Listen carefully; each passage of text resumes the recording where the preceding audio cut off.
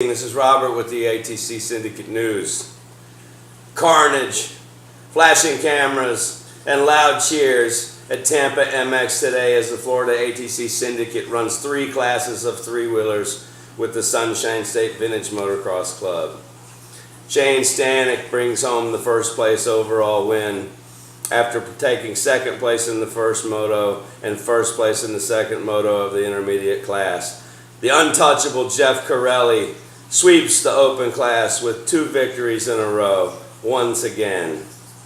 Mike Kelly, the ghost himself, takes the 40-plus win overall.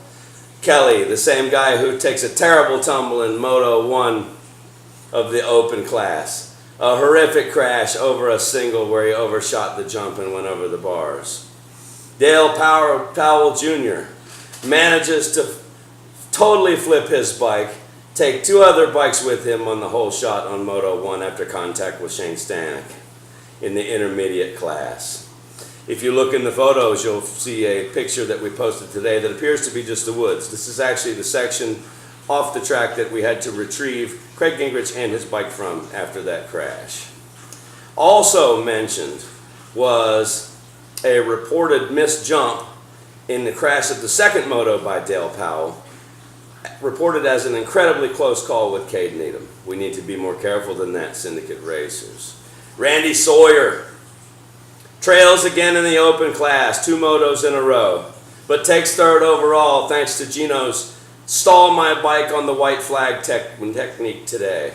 Not sure exactly what sort of problems he was having, but the pressure from Sawyer caused him to stall the bike 2 times in a row at critical moments, costing him the 3rd place overall victory. Congratulations, Gino, on the 4th place victory in the open class today.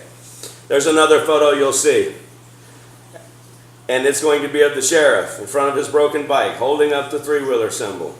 I think he should have held up the 2-wheel symbol today because he dragged his bike off of the track with a broken rear hub and missing wheel.